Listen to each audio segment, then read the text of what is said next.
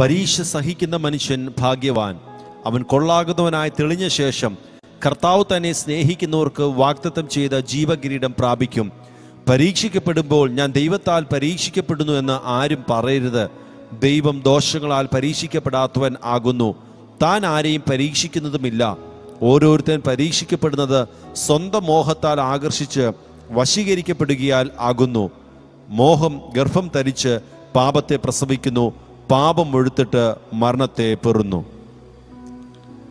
Thank the Lord for this blessed Sunday morning to come together and express our thanks to the Lord for all His providence and care throughout our life, and express our gratitude to all of those who have tuned into this live broadcast, all the ministers who accompany these ministries, and all those believers who have tuned in from different parts of the world. And this day will be a day of transformation in our life. The word which transforms us will transform us today, and from tomorrow onwards we have the fasting prayer, 1 week fasting prayer. Anointed servants of the Lord will be ministering to us, and please make use of this opportunity to get blessed. And today for our meditation we will turn our attention to the scripture portion, James chapter 1:12 to 14, the epistle of James chapter 1:12 to 14. Blessed is the one who perseveres under trial, because having stood the test, that person will receive the crown of life that the Lord has promised to those who love Him. When tempted, no one should say, God is tempting me, for God cannot be tempted by evil, nor does He tempt anyone. But each person is tempted when they are dragged away by their own evil desire and enticed. AD 44 മുതൽ 49 വരെയുള്ള കാലഘട്ടങ്ങളിൽ എഴുതപ്പെട്ട യാക്കോബിന്റെ ലേഖനം, പ്രത്യേകിച്ച് കാനോനിൽ ഉൾപ്പെട്ട ആദ്യം ചേർക്കപ്പെട്ട ലേഖനമാണ് യാക്കോബിന്റെ ലേഖനം. വിശുദ്ധ തിരുവെഴുത്തിൽ പുതിയ നിയമത്തിനകത്ത് മാത്രം നമുക്ക് 4 യാക്കോബുമാരെ കാണാനായി കഴിയുന്നുണ്ട്. 4 യാക്കോബുമാരെ കുറിച്ച് പരാമർശിക്കുന്നുണ്ട്. അൽഫായുടെ മകനായ യാക്കോബ്, യൂദയുടെ പിതാവായ യാക്കോബ്, സബദിയുടെ മകനായ യാക്കോബ്, പിന്നീട് യേശു ക്രിസ്തുവിൻ്റെയും യൂദായുടെയും സഹോദരനായ യാക്കോബ്. ഇങ്ങനെ 4 യാക്കോബുമാരെ പുതിയ നിയമത്തിൽ മാത്രം നാം കാണുമ്പോൾ യേശു ക്രിസ്തുവിൻ്റെ സഹോദരനായ യാക്കോബാണ് ഈ ലേഖനം എഴുതിയത് എന്നുള്ളത് വളരെ വ്യക്തമാണ്. തൻ്റെ ലേഖനത്തിൽ പ്രസ്തുത അതിൻ്റെ 1-ാം അധ്യായത്തിൻ്റെ 12, 13, 14 വാക്യങ്ങളിൽ ദൈവജനത്തിന് വേണ്ടിയിട്ട് അതിശ്രദ്ധേയമായ അതിപ്രസക്തമായ ഞാനും നിങ്ങളും അറിഞ്ഞിരിക്കേണ്ട ഏറ്റവും പ്രധാനപ്പെട്ട ഒരു തിരുവചനം യാക്കോബ് വ്യക്തമാക്കുകയാണ്. അത് മറ്റൊന്നുമല്ല, പരീക്ഷ സഹിക്കുന്ന മനുഷ്യൻ ഭാഗ്യവാൻ. അവൻ കൊള്ളാവുന്നവനായി തെളിഞ്ഞ ശേഷം കർത്താവ് തന്നെ സ്നേഹിക്കുന്നവർക്ക് വാഗ്ദത്തം ചെയ്ത ജീവകിരീടം പ്രാപിക്കും. ഇന്നത്തെ മെസ്സേജിൻ്റെ അതിപ്രധാനപ്പെട്ട ഒരു ഭാഗമാണ് അതിൻ്റെ 13-ാമത്തെ വാക്യം. നാം പരീക്ഷിക്കപ്പെടുമ്പോൾ ഞാൻ ദൈവത്താൽ പരീക്ഷിക്കപ്പെടുന്നു എന്ന് ആരും പറയരുത്. ദൈവം ദോഷങ്ങളാൽ പരീക്ഷിക്കപ്പെടാത്തവനാകുന്നു എന്നുള്ളത് അത് മലയാളത്തിൽ എഴുതിയപ്പോൾ ആ എഴുത്തിൽ വന്ന മിസ്റ്റേക്കാണ്. ദൈവം ദോഷങ്ങളാൽ പരീക്ഷിക്കാത്തവനാകുന്നു. താൻ ആരെയും പരീക്ഷിക്കുന്നതും ഇല്ല. നമ്മൾ സാധാരണ നിലയിൽ ജീവിതത്തിൽ എന്തെങ്കിലും പ്രതിസന്ധികളോ പ്രശ്നങ്ങളോ വെല്ലുവിളികളോ വരുമ്പോൾ നമ്മൾ അറിയാതെ പറഞ്ഞു പോകുന്ന ഒരു സ്റ്റേറ്റ്മെൻ്റാണ്, ദൈവമേ ഇത് എന്തോരം പരീക്ഷയാണ്, ഇതുപോലത്തെ പരീക്ഷകളിലൂടെ നീ എന്താണ് എന്നെ കടത്തിവിടുന്നത്, എന്തോ പരീക്ഷകളിലൂടെയാണ് ഞാൻ കടന്നു പോകുന്നത്. എന്നാൽ ആ പരീക്ഷ നമ്മുടെ ജീവിതത്തിൽ വെളിപ്പെടുന്നതിൻ്റെ കാരണക്കാരൻ ദൈവമല്ല, പക്ഷെ അതിന് കാരണമുണ്ട്. 14-ാമത്തെ വാക്യം പറയുന്നു, ഒരുത്തൻ പരീക്ഷിക്കപ്പെടുന്നത് സ്വന്തം മോഹത്താൽ ആകർഷിച്ച് വശീകരിക്കപ്പെടുകയാൽ ആകുന്നു. ഇനി ഈ ഭാഗം വളരെയധികം നിങ്ങൾ ശ്രദ്ധിക്കേണ്ടത് ആവശ്യമാണ്. 12-ാമത്തെ വാക്യത്തിലേക്ക് വരുമ്പോൾ അതിൻ്റെ 1-ാമത്തെ പോയിന്റിലേക്ക് ഞാൻ വരികയാണ്. പരീക്ഷ സഹിക്കുന്ന മനുഷ്യൻ ഭാഗ്യവാൻ.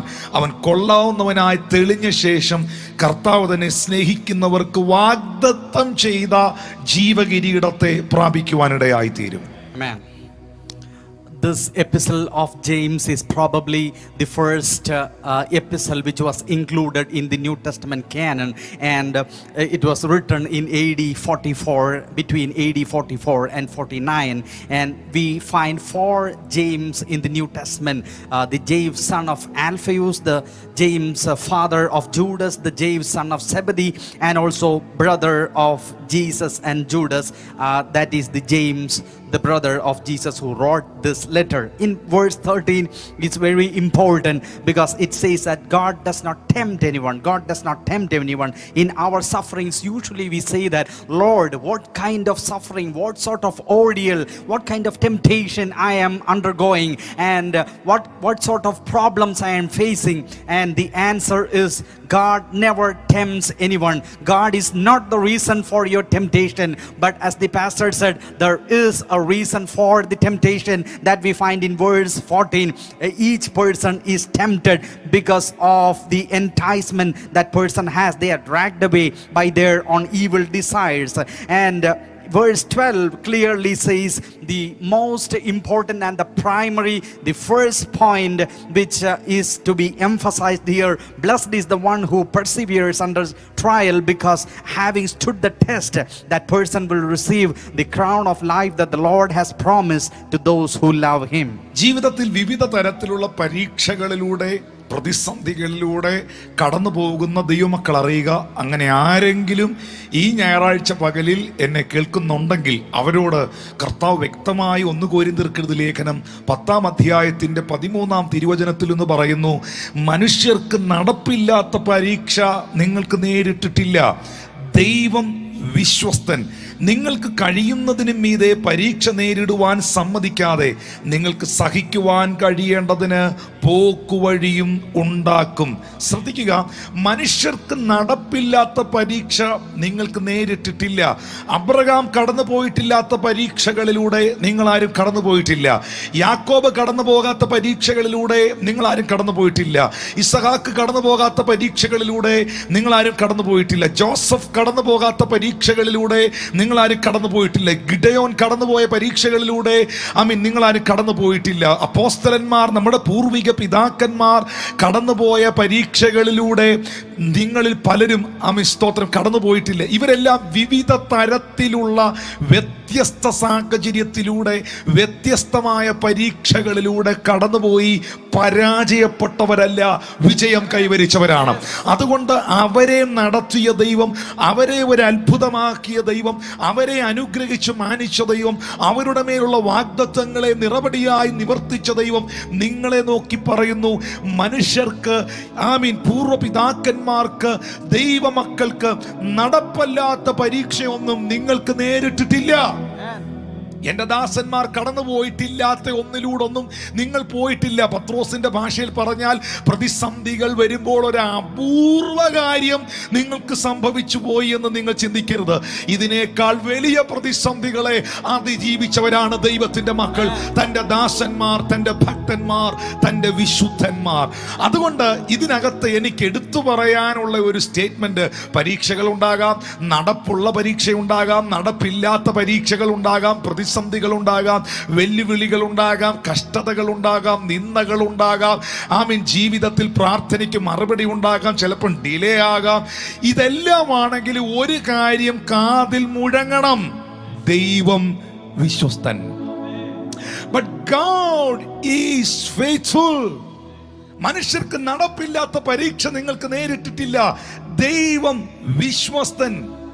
നിങ്ങൾക്ക് കഴിയുന്നതിനും മീതെ പരീക്ഷ നേരിടുവാൻ സമ്മതിക്കാതെ, നിങ്ങളെ കൊണ്ട് പറ്റാത്ത ഒരു കാര്യം നിങ്ങളെ കൊണ്ട് ചെയ്യാൻ പറയാതെ, നിങ്ങളെ കൊണ്ട് സാധ്യമാക്കാൻ കഴിയാത്തൊരു കാര്യം സാധിപ്പിക്കാൻ പറയാതെ, നിങ്ങൾക്ക് നേരിടുവാൻ കഴിയാത്തൊരു സാഹചര്യത്തെ നിങ്ങളുടെ മുമ്പിൽ നേരിടുവാൻ നൽകാതെ, നിങ്ങൾക്കത് സഹിപ്പാൻ കഴിയേണ്ടതിനും അതിൽ നിങ്ങൾക്ക് വിജയം കൈവരിക്കുവാൻ കഴിയേണ്ടതിനും ഈ ദൈവം പരീക്ഷയോടുകൂടെ പോക്കുവഴികളും ഉണ്ടാക്കുന്നു.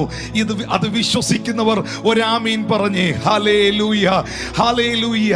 ഞാൻ ഇന്ന് പകലിൽ ഈ മാറ്റ മാറ്റമില്ലാത്ത വചനം ചില കുടുംബങ്ങളോട് അറിയിക്കുന്നു പ്രിയരെ, നിങ്ങൾക്ക് വിശ്വസ്തനായ ഒരു ദൈവമുണ്ട്. ജോസഫ് കടന്നുപോയ പരീക്ഷകൾ ചെറുതല്ല, ജോസഫ് അനുഭവിച്ച വെല്ലുവിളികൾ ചെറുതല്ല, അബ്രഹാം കടന്നുപോയ പരീക്ഷകൾ ചെറുതല്ല, അബ്രഹാം അനുഭവിച്ച വെല്ലുവിളികൾ ചെറുതല്ല. നമ്മുടെ വാഴ്ത്തപ്പെട്ട കർത്താവായ യേശു ക്രിസ്തു അനുഭവിച്ച ചലഞ്ചുകളൊന്നും ചെറുതല്ല. നമ്മുടെ പൂർവ്വപിതാക്കന്മാർ കടന്നുപോയ സാഹചര്യങ്ങളൊന്നും ചെറുതല്ല പ്രിയരെ. മൃഗയുദ്ധം വരെ ചെയ്യേണ്ട സാഹചര്യങ്ങൾ അവരുടെ മുമ്പിൽ വന്നപ്പോഴും തൂലിക ചലിപ്പിച്ചവർ എഴുതി, ദൈവം വിശ്വസ്തൻ, God is faithful. ഇന്ന് പകൽ എത്ര പേർക്ക് ഈ ലൈവ് ചാറ്റിൽ ഒന്ന് എഴുതി വിടാൻ പറ്റും, അല്ലെങ്കിൽ ഒരു കമന്റ് ഇടാൻ പറ്റും, My God is faithful. Hallelujah. എൻ്റെ ദൈവം വിശ്വസ്തൻ. I am serving a faithful God. ആമേൻ. ഞാൻ വിശ്വസ്തനായ ഒരു ദൈവത്തെ സേവിക്കുന്നു. സാഹചര്യം എന്ത് തന്നെയാണെങ്കിലും, അത് എന്തു വെല്ലുവിളികളാണെങ്കിലും എൻ്റെ ദൈവം വിശ്വസ്തനാണ്. ഈ പ്രതിസന്ധികളുടെ നടുവിൽ, ഈ വെല്ലുവിളികളുടെ നടുവിൽ ഞാൻ വീണുപോകാൻ സമ്മതിക്കാതെ, ഞാൻ പരാജയപ്പെടാൻ സമ്മതിക്കാതെ, എൻ്റെ ശത്രു എൻ്റെ പരാജയത്തെ ആഘോഷിക്കാൻ വിട്ടുകൊടുക്കാതെ, ഇതിൻ്റെയൊക്കെ മുകളിൽ എനിക്ക് പോക്കുവഴികളും ഉണ്ടാക്കി എന്നെ മാനിക്കുന്ന എൻ്റെ ദൈവം വിശ്വസ്തനായ ദൈവം. 1 Corinthians 10:13 says that no temptation has overtaken you except that is common to mankind, and God is faithful. He will not let you be tempted beyond what you can bear, but when you are tempted, He will also provide a way out so that you can endure it. All the servants of the Lord, all the saints of the Lord, Abraham, Isaac, Jacob, Joseph, and all the great servants of the Lord, Gideon, Paul, Jesus, everyone underwent tremendous trials and ordeals in their life. And I want to remind you today, they did not fail in their temptation. Their challenges, their temptations, all were severe. It was very severe, but they did not fail. They acquired the promises. They underwent the promises. By faith, they triumphed. God was with them. They did not fail in their temptation. God was close to them when they underwent the tremendous challenges and temptations in their life. As Peter said, do not think that something uncommon has happened in their life. God will provide a way out. The same God who was with all the saints of the God of the Lord in the Bible, the same God is with you. He will make you triumph in your situations of trial and audience. You will come out. All the things which are working against you will help you to catapult towards the fulfillment of the promises which the Lord had set for you. So let this truth ring in your ears. If you can type in the chat box, say to the Lord, proclaim boldly that my God is faithful in your trials. Your God is faithful. He will help you to come out of your trials. Satan may say you are stuck.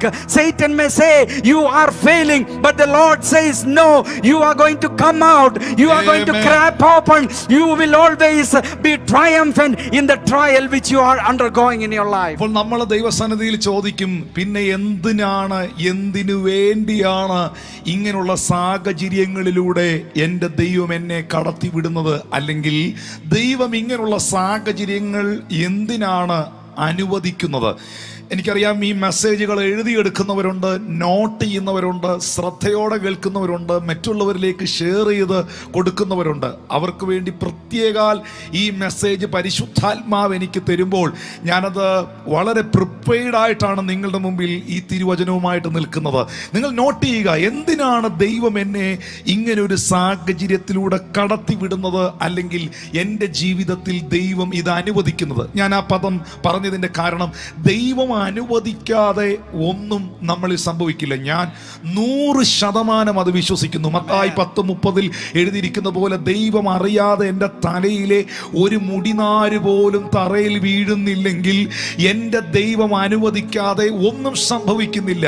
പിശാചിന് ഒന്നും ചെയ്യാൻ പറ്റുകയില്ല. ആ പന്നിക്കൂട്ടത്തിലേക്ക് കയറാൻ ഞങ്ങൾക്ക് അനുവാദം തരണമെന്ന് അശുദ്ധാത്മാക്കൾ യേശുവിനോട് ചോദിക്കുകയും യേശു അശുദ്ധാത്മാക്കൾ അശുദ്ധാത്മാക്കൾക്ക് അനുവാദം കൊടുത്തത് കൊണ്ട് മാത്രമാണ് ആ പന്നിക്കൂട്ടത്തിലേക്ക് അശുദ്ധാത്മാക്കൾ പ്രവേശിക്കുകയും ചെയ്തത്. ദൈവം അനുവദിക്കാതെ പൈശാചിക മണ്ഡലത്തിന് ചലിക്കുവാൻ കഴിയത്തില്ല. ദൈവം അനുവദിക്കാതെ ഈ ഭൂമിയിൽ ഒന്നും സാധ്യമാകുന്നില്ല. സകലത്തിൻ്റെയും നിയന്ത്രണം ദൈവമാണ്. ഞാൻ പലർക്കും മെസ്സേജ് അയക്കുമ്പോൾ ഒത്തിരി ഒന്നും ടൈപ്പ് ചെയ്യാൻ ചിലപ്പോൾ സമയമെടുക്കത്തില്ല. ഒറ്റ പദം ഞാൻ അവരോട് പറയും, God is in control. God is in control. സകലത്തെയും നിയന്ത്രിക്കുന്നവൻ ദൈവമാണ്. സകല നിയന്ത്രണങ്ങളും ദൈവത്തിന്റെ പക്കലാണ് പ്രിയപ്പെട്ടവരെ. അതുകൊണ്ട് ഞാൻ പറയുന്നു, ഒന്നാമതായി ദൈവം ഇങ്ങനെയുള്ള സാഹചര്യങ്ങൾ നമ്മുടെ ജീവിതത്തിൽ അനുവദിക്കുന്നത് തിന്മയ്ക്കല്ല, നന്മയ്ക്കാണെന്നുള്ള ഒരു ബോധ്യം അകത്തുണ്ടാകണം. എല്ലാവരും ഈ മെസ്സേജ് കേൾക്കുന്നവർ ഒന്ന് വാ തുറന്ന് എൻ്റെ കൂടെ ഒന്ന് പറയാമോ, എൻ്റെ കൂടെ ഒന്ന് ചേർന്ന് പറയാമോ, എൻ്റെ ദൈവം എൻ്റെ ജീവിതത്തിൽ അനുവദിക്കുന്ന എല്ലാ സാഹചര്യങ്ങളും തിന്മയ്ക്കല്ല നന്മയ്ക്കായിരിക്കും. എല്ലാം നന്മയ്ക്കായിരിക്കും. ഒന്ന് പറഞ്ഞേ, പിശാച് തിന്മയ്ക്കായി ചെയ്തതും എന്റെ ദൈവം എനിക്ക് നന്മയ്ക്കാക്കി മാറ്റും. ദൈവത്തെ സ്നേഹിക്കുന്നവർക്ക്, നിർണയപ്രകാരം വിളിക്കപ്പെട്ടവർക്ക് സകലവും നന്മയ്ക്കായി കൂടി വ്യാപരിക്കുന്നു. ഒന്ന് പറഞ്ഞേ, നന്മയ്ക്കായി കൂടി വ്യാപരിക്കുന്നു. ഇന്നത്തെ സാഹചര്യങ്ങൾ നന്മയായി തീരും. ഇന്നത്തെ വെല്ലുവിളികൾ നന്മയായി തീരും. ഇന്ന് നിങ്ങൾ കടന്നു പോകുന്ന രോഗത്തിന്റെ പ്രതിസന്ധി നന്മയായി തീരും. അത് വലിയ സാക്ഷ്യമായി തീരും. നിങ്ങൾ കേൾക്കുന്ന നിന്ദകൾ, പ്രതികൂലങ്ങൾ നിങ്ങളുടെ ജീവിതത്തിൽ നന്മയായി തീരും. എന്തെല്ലാം വിഷയങ്ങൾ വന്നാലും നന്മയായി തീരും. ഒരിക്കൽ ഒരു രാജ്യത്തിലൊരു മന്ത്രി ഉണ്ടായിരുന്നു. ആ മന്ത്രിയുടെ പ്രത്യേകത, ദൈവവിശ്വാസിയായ ഒരു മന്ത്രിയായിരുന്നു അദ്ദേഹം. ആ മന്ത്രി എന്ത് കാര്യം സംഭവിച്ചാലും നന്മയ്ക്കായി എന്ന് പറയും. എന്ത് സംഭവിച്ചാലും, രാജ്യത്തിൽ യുദ്ധം ഉണ്ടാകാൻ പോകുന്നു എന്ന് പറയുമ്പോൾ മന്ത്രി പറയും, ഭാരപ്പെടരുത്, അത് നന്മയ്ക്കായി. രാജ്യത്തിൽ പ്രതിസന്ധി വരാൻ പോകുന്നെന്ന് പറയുമ്പോൾ ഈ മന്ത്രി പറയും, ഭാരപ്പെടരുത്, നന്മയ്ക്കായി. എന്തു പറഞ്ഞാൽ ഈ പുള്ളി നന്മയ്ക്കായി എന്നേ പറയുള്ളൂ. കുറച്ചു മുമ്പ് ഞാൻ പറഞ്ഞതുപോലെ. അങ്ങനെ ഈ മന്ത്രിയും രാജാവും കൂടെ ഒരിക്കലൊരു കാട്ടിൽ വേട്ടയ്ക്ക് കടന്നുപോയി. രാജാവ് കടന്നു പോകുന്ന സമയത്ത് മന്ത്രി മുൻപേ പോയി രാജാവിന് വേണ്ടി മുൻപേ പോയി വഴി തെളിച്ചു. അങ്ങനെ ഈ മന്ത്രിയും രാജാവും കൂടെ ഒന്നിച്ച് ഈ കാട്ടിലൂടെ പൊയ്ക്കൊണ്ടിരിക്കുന്ന സമയത്ത് മുമ്പിലെല്ലാം കാട്ടുവള്ളികളെല്ലാം ഇങ്ങനെ കിടക്കുകയാണ്.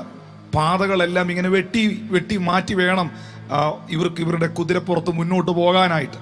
അപ്പോൾ മന്ത്രിയുടെ ഒപ്പം നിപ്പുണ്ട് ഈ രാജാവും. അങ്ങനെ മന്ത്രിയും രാജാവും കൂടെ ഒന്നിച്ച് ഈ കാട്ടിനകത്ത് രണ്ടുപേരും കൂടി ഇങ്ങനെ വെട്ടിത്തെളിച്ച് ഇങ്ങനെ പൊയ്ക്കൊണ്ടിരിക്കുന്ന സമയത്ത് ഈ മന്ത്രിയുടെ വാള് എങ്ങനെയോ അറിയാതെ രാജാവിൻ്റെ വിരൽ തുമ്പിൽ കൊണ്ടു. ഇങ്ങനെ കാട് വെട്ടി പോകുന്ന സമയത്ത് രാജാവിൻ്റെ വിരലിൻ്റെ അഗ്രം മുറിഞ്ഞുപോയി. ഒരു വിരലിൻ്റെ അഗ്രം ഇളകി മുറിഞ്ഞുപോയി, താഴെ വീണു. രാജാവ് ഇങ്ങനെ കുതിരപ്പുറത്തുനിന്ന് ഇറങ്ങി നിന്ന് ആ വിരലിലേക്ക് നോക്കി ഇങ്ങനെ വിഷമിച്ച് കരയുമ്പോൾ രാജാവിൻ്റെ തോളിലേക്ക് വന്ന് ഇങ്ങനെ വിറച്ചുകൊണ്ട് മന്ത്രി കയറ്റ് പറഞ്ഞു, ഐ എം വെരി സോറി എന്ന് പുള്ളി പറഞ്ഞെങ്കിലും കൂട്ടത്തിൽ പറഞ്ഞു, രാജാവേ ഇതും നന്മയ്ക്കായി എന്ന് പറഞ്ഞപ്പോൾ ഇത്രയും നാളും ഈ ഡയലോഗ് കേട്ട രാജാവിന് സന്തോഷമായിരുന്നു. പക്ഷെ അന്നേരം ആ രാജാവിന് അത് സന്തോഷമായില്ല. പുള്ളിക്കുള്ള ദേഷ്യം എല്ലാം കൂടെ കയറി വന്നിട്ട് ഈ മന്ത്രിയെ അവിടെ കിടന്ന കാട്ടുവള്ളി എല്ലാം കൂടെ എടുത്ത് പിടിച്ച് കെട്ടി വരിഞ്ഞു മുറുക്കി. അവിടെ ഒരു കുഴി ഉണ്ടായിരുന്നു. ദേഷ്യം കൊണ്ട് രാജാവ് മന്ത്രി എടുത്ത് കുഴിയിലിട്ടിട്ട് അവിടെ കിടക്കാൻ പറഞ്ഞു. കുതിരയുടെ പുറത്ത് കയറി ഈ രാജാവ് ഇങ്ങനെ മുന്നോട്ട് പോകുമ്പോൾ ഏകദേശം മധ്യഭാഗത്തെത്തിയപ്പോൾ കാട്ടുജാതിക്കാരായവർ ഈ രാജാവിൻ്റെ കുതിരയെ വളഞ്ഞു. അന്ന് അവരുടെ ഒരു പ്രത്യേക ഫെസ്റ്റിവൽ ഡേ ആയിരുന്നു. നരഭോജികളായ മനുഷ്യമാംസം തിന്നുന്ന ആ കാട്ടുവിഭാഗത്തിലുള്ളവർ രാജാവിനെ പിടിച്ചുകെട്ടി വലിച്ചിഴച്ചു കൊണ്ടുപോയി അവരുടെ ആ ഫെസ്റ്റിവൽ നടക്കുന്നതിൻ്റെ ഒത്ത നടുക്ക് നിർത്തിയപ്പോൾ അതിൻ്റെ കാട്ടിലെ ഏറ്റവും വലിയ മൂപ്പൻ ഇറങ്ങി വന്നു. അവരാരും വസ്ത്രം ധരിക്കുന്നവരല്ല.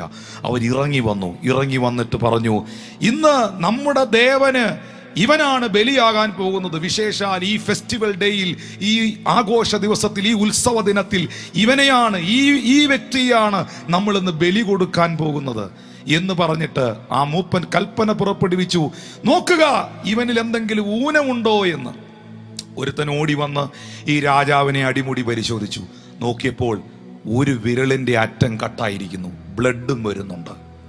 ഉടനെ ഈ മനുഷ്യൻ വന്ന് മൂപ്പനോട് പറഞ്ഞു, യജമാനനെ, ഇദ്ദേഹത്തെ യാഗത്തിന് കൊള്ളില്ല, ഊനമുണ്ട്, വിരല് കട്ടായിട്ടുണ്ട്, ഇദ്ദേഹത്തെ ബലി കൊടുത്താൽ ദേവൻ പ്രസാദിക്കില്ല എന്ന് പറഞ്ഞ ഉടനെ ഈ മൂപ്പൻ കൽപ്പന പുറപ്പെടുവിച്ചു, അഴിച്ചു വിടുക അവനെ, നമുക്ക് പ്രയോജനമില്ല എന്ന് പറഞ്ഞു. അങ്ങനെ രാജാവിനെ അഴിച്ചു വിട്ടു. രാജാവ് കുതിരപ്പുറത്ത് സന്തോഷവാനായി തിരിച്ചിങ്ങനെ വരുമ്പോൾ ഈ മന്ത്രി കിടന്ന ആ കുഴിയുടെ അരികിലെത്തി. അവിടെ എത്തിയിട്ട് ഈ മന്ത്രിയെ കുഴിക്കകത്ത് ഇതേ രാജാവ് പിടിച്ച് പൊക്കിക്കയറ്റി, കാട്ടുവള്ളികളെല്ലാം പൊട്ടിച്ചു. എന്നിട്ട് മന്ത്രിയെ കെട്ടിപ്പിടിച്ചിട്ട് പറഞ്ഞു, നീ പറഞ്ഞില്ലേ എൻ്റെ കൈ മുറിഞ്ഞത് നന്മയ്ക്കായെന്ന്, സത്യമായിട്ട് നന്മയ്ക്കായി, ഞാൻ ഇന്നിവിടെ വന്ന് നിൽക്കേണ്ടവനല്ല കേട്ടോ എന്ന് പറഞ്ഞ ഉടനെ മന്ത്രി രാജാവിനെ കെട്ടിപ്പിടിച്ചിട്ട് പറഞ്ഞു, യജമാനനെ, രാജാവേ, താങ്കൾ എന്നെ അടിച്ച് ഈ കാട്ടുവള്ളികൾ കൊണ്ട് കെട്ടി ഈ കുഴിക്കകത്തിട്ടതും നന്മയ്ക്കായി. കാരണം ഞാൻ കൂടെ വന്നിരുന്നെന്നുണ്ടെങ്കിൽ എനിക്ക് ഊനമൊന്നും ഇല്ലായിരുന്നല്ലോ, എന്നെ പിടിച്ച് യാഗമാക്കിയനെ. ആമേൻ. ഇവർ രണ്ടുപേരും കൂടെ ഒരേ സ്വരത്തിൽ പറഞ്ഞു, എല്ലാം നന്മയ്ക്കായി. Why temptation? Why does temptation happen in our life? Why God allows temptation in our life? And as the pastor said, nothing happens out of the control of God. Matthew 10:30 says, no hair falls on the ground without God's knowledge. Everything happens. God is totally in control of everything. And Satan cannot enter even into the body of a pig without the permission of Jesus. That is the kind of control God exerts in this universe. And as the pastor said, he always says to people, God is in control. When they talk about different problems and challenges in their life, always he says God is in control. And let that ring in our ears, let it incite faith in you. God is in control of every situation, no matter what happens in your life. All the challenges, all the sicknesses, all the problems at home, all the problems at workplace, what all things you are undergoing, everything, God has a plan and purpose, and nothing happens out of control. That's why we find all things work together for good for those who loved and those who are predestined by God. Everything is working for your good. Today's challenges, today's problem, today's turmoils, today's ordeals, everything has a set purpose and everything is being orchestrated towards that end.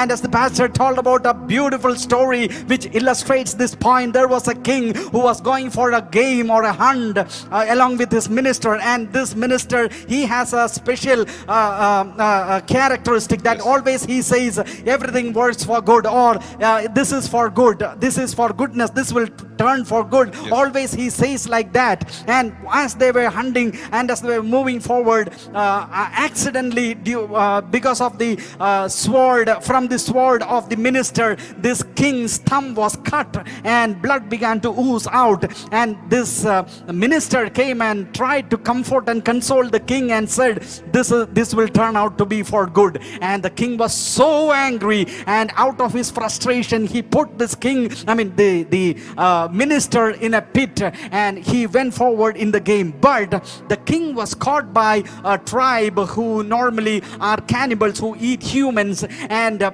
they caught the king, and that was their festival day. They took the king and they were so happy that they got a human being for a sacrifice. And the chief said, go and inspect that man, because we want to sacrifice a blameless body to the deity. So a person came and inspected the body and gave the report that he has a cut in his thumb, so he cannot be sacrificed. So the chief said, release him. He was so happy. The king was released and he was running back, and he saw the minister in the pit, and he drew him out of the pit and said, I am so sorry, because of that cut my life was spared from the hands of those cannibalist tribes. And the minister hugged him back and said, thank you so much for putting me into this pit, because if I was coming along with you, I am blameless, I have no cut in my body, they would have sacrificed me. both of them said together, everything worked together for good. Same with you.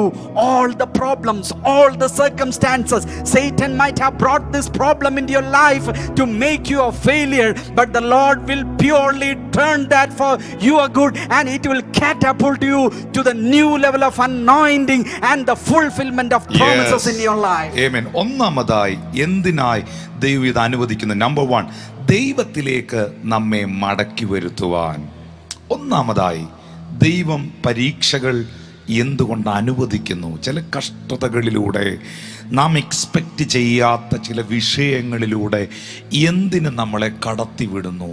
ഒന്നാമതായി ഞാൻ മനസ്സിലാക്കുന്ന സത്യം, നമ്മെ ദൈവത്തിലേക്ക് തിരിച്ചു കൊണ്ടുവരാൻ. ഈ കഴിഞ്ഞ 1.5-2 വർഷമായി ഒരു പാൻഡമിക് സിറ്റുവേഷനിലൂടെ നമ്മുടെ രാജ്യവും ലോകവും മുഴുവൻ കടന്നുപോയിക്കൊണ്ടിരിക്കുന്നു.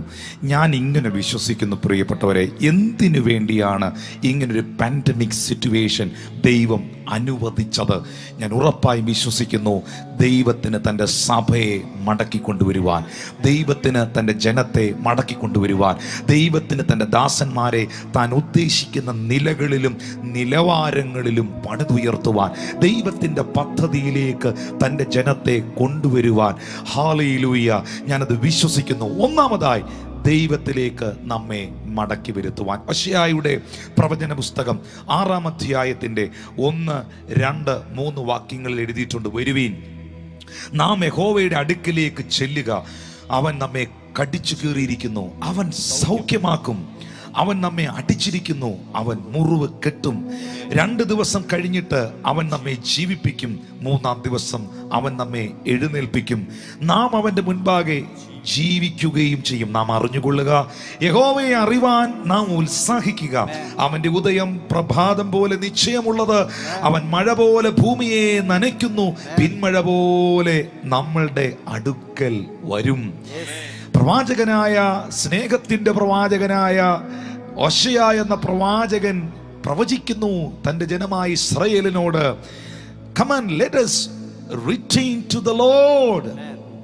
ദൈവത്തിലേക്ക് നാം മടങ്ങി വരിക, യഹോവയുടെ അടുക്കലേക്ക് നമ്മൾ ചെല്ലുക.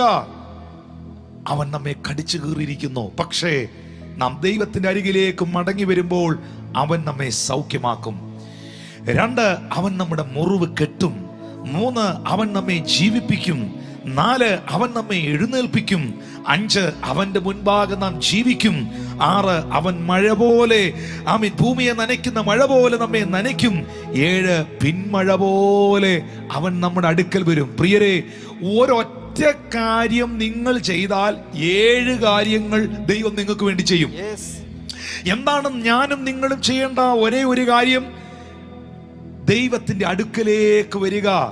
യാക്കോബ് 4:8 എഴുതിയിരിക്കുന്നു, ദൈവത്തോട് അടുത്തു വരുവീൻ, എന്നാൽ അവൻ നിങ്ങളോടും അടുത്തു വരും.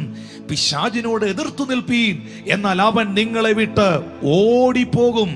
യോഹന്നാൻ 6:37 തിരുവചനം പറയുന്നു, പിതാവ് എനിക്ക് തരുന്നതൊക്കെയും എൻ്റെ അടുക്കൽ വരുന്നു, എൻ്റെ അടുക്കൽ വരുന്നവനെ ഞാൻ ഒരു നാളും തള്ളിക്കളയുകയില്ല. അതുകൊണ്ട് ദൈവം അനുവദിച്ചിരിക്കുന്ന ഈ സാഹചര്യത്തിൽ പിറുപിറുക്കാതെ, കുറ്റപ്പെടുത്താതെ, ദൈവം എന്തിയെന്ന് ചോദിക്കാതെ, എന്തുകൊണ്ട് എനിക്കിങ്ങനെ സംഭവിച്ചു എന്ന് പറഞ്ഞ് തന്നെത്താൻ ശപിക്കാതെ, പ്രാകാതെ, ദൈവത്തെ സംശയിക്കാതെ, തൻ്റെ ദാസന്മാരെ കുറിച്ച് അപവാദം പറയാതെ, ദൈവത്തിലേക്ക് മടങ്ങി വരുവാനും എൻ്റെ പ്രാർത്ഥനാ ജീവിതത്തിന്റെ ഡ്യൂറേഷൻ വർദ്ധിപ്പിക്കുവാൻ, അതിൻ്റെ ദൈർഘ്യം വർദ്ധിപ്പിക്കുവാൻ, എൻ്റെ ദൈവത്തിൻ്റെ അരികിലേക്ക് മടങ്ങി വരുവാൻ ഇത് ദൈവത്താൽ അനുവദിക്കപ്പെട്ട ഒരു സമയമാണ് എന്ന് പറഞ്ഞാൽ ഇതെന്റെ ഒരു ഗോൾഡൻ ചാൻസ് ആണ് എന്ന് തിരിച്ചറിഞ്ഞുകൊണ്ട് കർത്താവിലേക്ക് നിങ്ങൾ വന്നാൽ അവൻ നിങ്ങളെ സൗഖ്യമാക്കും. അവൻ നിങ്ങളുടെ മുറിവ് കെട്ടും. ഇന്ന് ഈ മെസ്സേജ് കേട്ടോണ്ടിരിക്കുമ്പോൾ ചില വ്യക്തികളിൽ അത്ഭുത സൗഖ്യങ്ങൾ നടക്കുന്നു. ആത്മാവിൽ ഞാൻ തിരിച്ചറിയുകയാണ് പ്രിയപ്പെട്ടവരെ, യേശുവേ എന്നൊന്ന് വായ്കൾ തുറന്ന് വിളിക്കാമോ? കർത്താവേ എന്നൊന്ന് വായ്കൾ തുറന്ന് വിളിക്കാമോ? നിങ്ങൾ എത്ര വലിയ പാപി എന്ന് നിങ്ങൾ പറയുന്നെങ്കിലും, നിങ്ങൾ എത്ര വലിയ പരാജിതയാണെന്ന് നിങ്ങളെ കുറിച്ച് തന്നെ വിചിന്തനം ചെയ്യുന്നെങ്കിലും, യേശുവേ എന്നൊന്ന് അധരങ്ങൾ തുറന്ന് ഈ നിമിഷത്തിൽ പ്രാർത്ഥിക്കുമെങ്കിൽ ചില സൗഖ്യങ്ങൾ നിങ്ങളിൽ ഉണ്ടാകുന്നു. നിങ്ങളുടെ ഹൃദയത്തിലേറ്റ ചില മുറിവുകളെ പരിശുദ്ധാത്മാവ് കെട്ടുകയാണ്. 3, അവൻ നിങ്ങളെ ജീവിപ്പിക്കുകയാണ്. 4, എവിടേക്കോ വീണുപോയ സ്ഥലങ്ങളിൽ നിന്ന് അവൻ നിങ്ങളെ എഴുന്നേൽപ്പിക്കുകയാണ്. 5, അവന്റെ മുൻപാകെ ജീവിക്കുന്ന സാക്ഷിയായി അവൻ നിങ്ങളെ മാറ്റുകയാണ്. 6, അവൻ മഴ പോലെ, ഭൂമിയെ നനയ്ക്കുന്ന മഴ പോലെ, സസ്യങ്ങളെ വളർത്തിയെടുക്കുന്ന മഴ പോലെ നിങ്ങളെ അവൻ റിഫ്രഷ് ചെയ്യാൻ പോവുകയാണ്. അവൻ പിന്മഴ പോലെ നിങ്ങളുടെ അടുക്കൽ വരികയാണ്. പ്രിയപ്പെട്ടവരെ, ഒറ്റ കാര്യം ചെയ്യാമോ? മടങ്ങി വരാമോ? ആ മദ്യപാനത്തിൽ നിന്ന് ബ്രദറെ ഒന്ന് മടങ്ങി വരാമോ? ആ പാപ സ്വഭാവത്തിൽ നിന്ന് മടങ്ങി വരുമോ? ആ തിന്മകളെ ഒന്ന് വലിച്ചെറിയുമോ?